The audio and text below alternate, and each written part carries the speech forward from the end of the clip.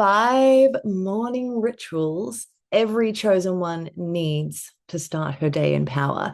Now, if you're watching this, my darlings, you already know you're not like everyone else, right? You don't just wake up and go through the day. You're here to create, to lead, to transform things. And that means that you need a morning ritual that fuels that next level version of you over and over and over again. So today, I'm giving you 5 morning rituals every chosen one needs to step into your highest power every day and hold it and elevate it. Ready?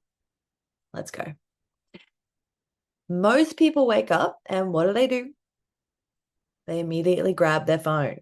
And don't get me wrong, I have been a victim to this, I've been a culprit to this myself many a time. I've gone through seasons, even since having massive success from doing these rituals, where I've fallen back into waking up and going, oh, my phone will get me up. So I get it. And on some level, for many of us, it might have become a strategy in the brain. It goes, oh, I know what will actually get me up and out of bed, my phone. However, you've also know that it's not doing you good. Most of the people out there in the world, the civilians, are getting up and immediately grabbing their phone and reacting to notifications and emails and messages and scrolling through anything that might come up. Anything. It could be wild. It could be triggering. It could be incredibly upsetting. It could be not there. And that's the thing that's upsetting. The single girlies know that one. Your power comes from presence. We don't do this, right? The first moments of our day are spent in silence. Whether that's a prayer, deep breathing, or just sitting with the thoughts of the morning. Before the world rushes in, before anything else takes control of your energy, command your day before it commands you, right? Number 2, move your energy. Your body is a channel. If your energy is stuck, so is everything that you want to call in. There's no movement in the energy if you're not moving, babe. So stretch, dance, do breath work, take a walk, just move something. Make love to your husband. That's a good one. It's not about working out. It's about shifting the stagnant energy of the night or the day before or the week before or the month or the year before or the whole life and waking up your life force. For me, this has looked super different over the years. There's been times when I was kind of in survival mode, hustle building business, where I was getting up at like 4:30 a.m. and going for a run around the block and doing like even more exercise at the house, and then like listening to motivational tapes. Yeah, tapes.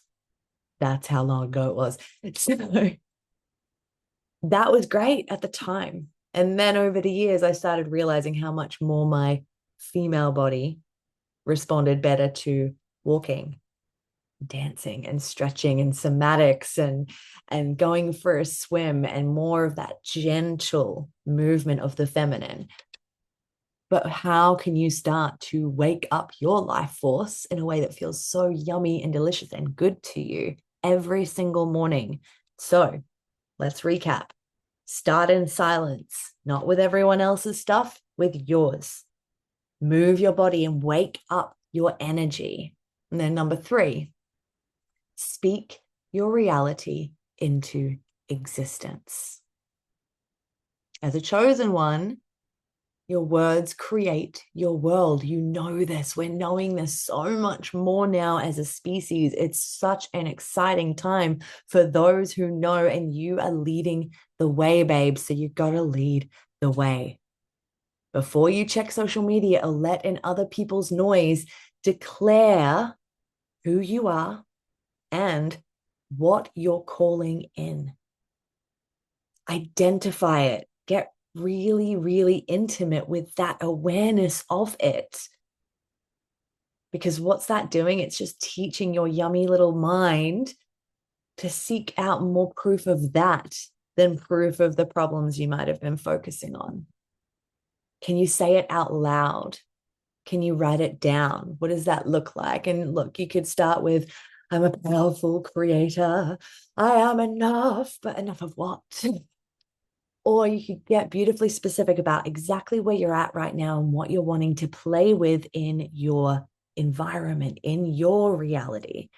I know there's been times where I've been so scarce of money that my main focus was money comes to me from everywhere. I'm always being surprised by how money comes to me. Money comes to me in increasing amounts every single day.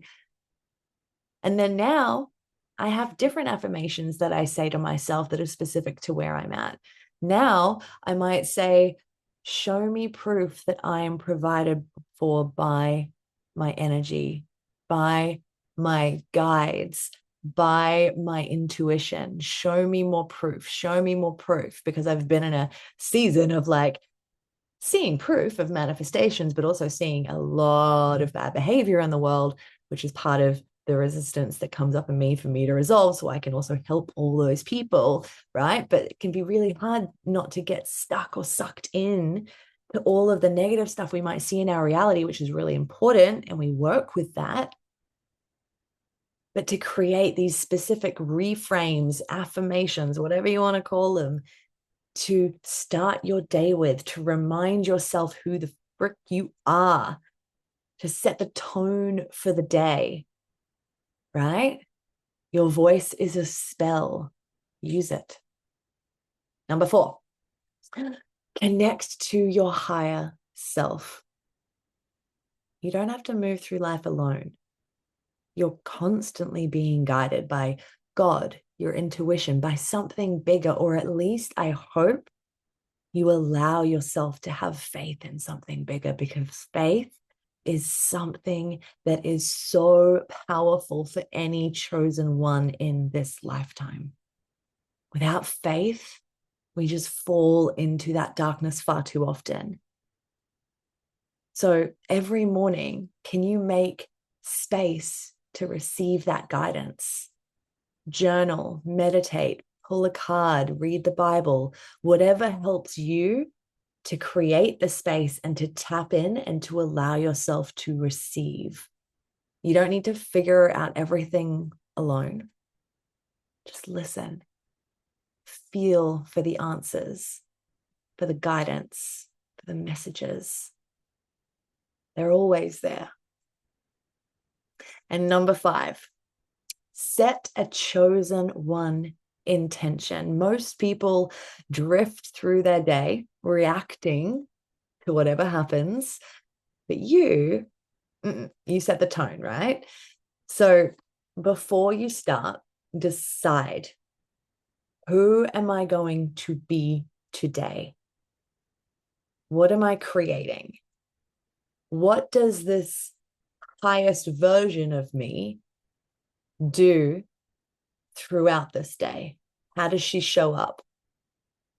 And any of you who have gone through a quantum crumble before you've had an expansion, any of you who have had a heartbreak or lost money or lost a job before something crazy and beautiful has happened in your life, you know that there's going to be more times where you get to an edge of becoming the newest, highest version of yourself. And universe, God, whatever we want to call it, starts placing old, similar, favorite flavors of suffering in our path to see if we show up as the old self or the new one.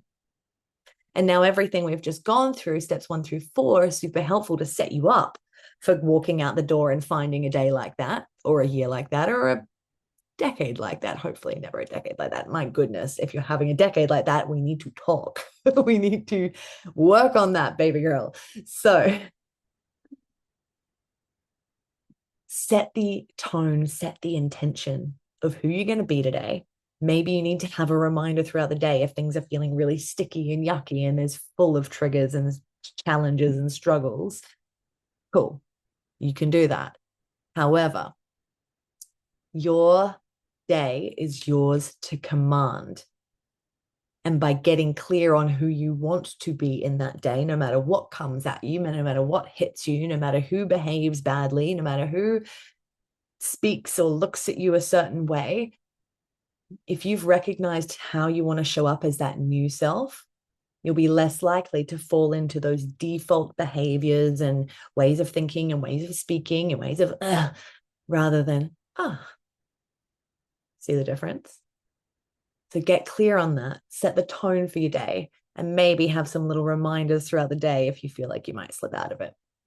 I know, as someone who tried to be normal a lot of times throughout my earlier life and just got burnt in the fires of not being allowed to be normal because we have to be here for something more as chosen ones, as people who know that there's a bigger plan, a bigger purpose, who are called to lead and to change things and to inspire and to light a fire in others.